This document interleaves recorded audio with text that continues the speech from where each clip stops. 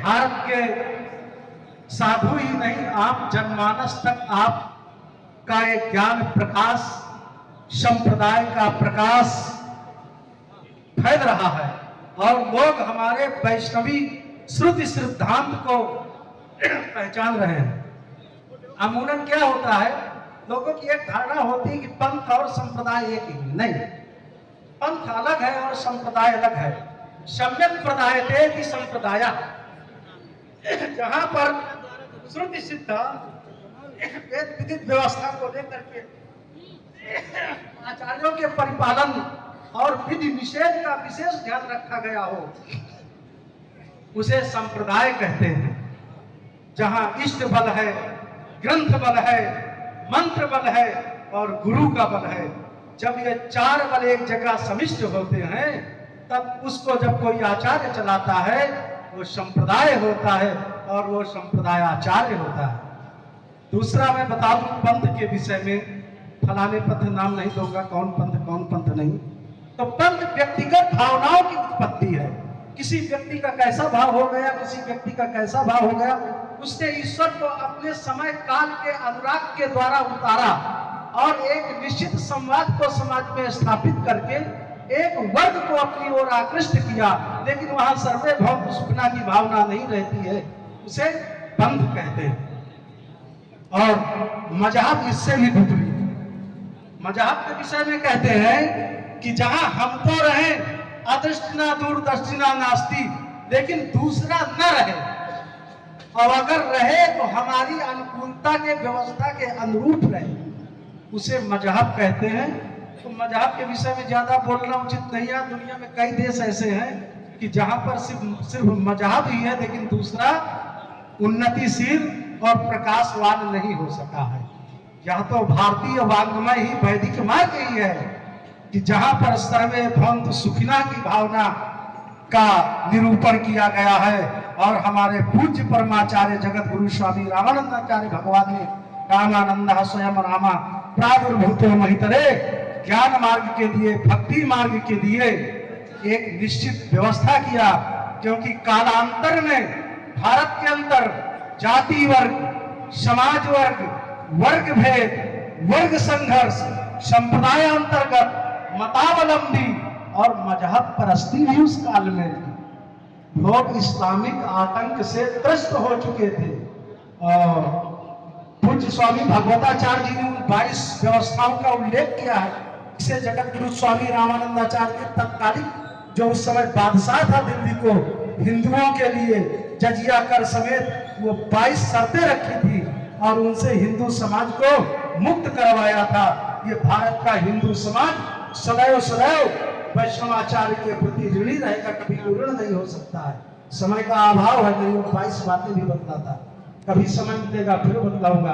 और पूज्य स्वामी जी ने चारों दिशाओं से तारक मंत्र को लेकर के सबके लिए कहा कि जाति पाति पूछे नहीं कोई, हरि का भजे सो हरि का होई।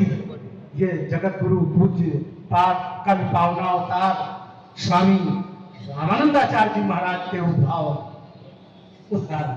यही वाणी के साथ मैं पूज्य चरणों में दंडवत नमन करते हुए अपनी वाणी को विराम दूंगा और अपने पुष्पार्पित जगत गुरु स्वामी जी की पद प्रतिष्ठित चरण पादुकाओं को अर्पित करूंगा, क्योंकि समयालंब हो चुका है और महंगाई का भी काल मुहूर्त निश्चित हो रहा है। पूज्य स्वामी जी।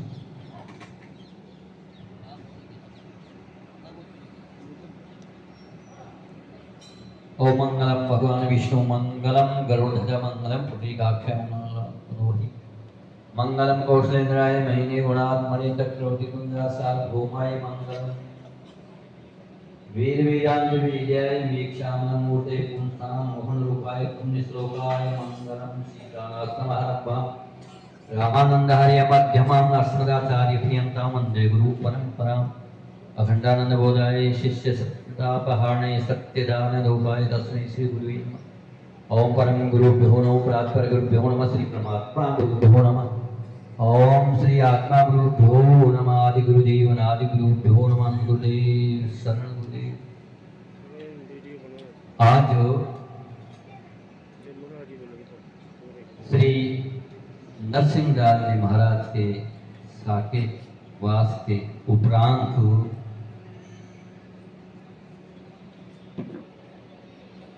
श्री गोपालदास जी महाराज की चादर विधि की पावन बेला में विराजमान जगत गुरु धर्म सम्राट श्री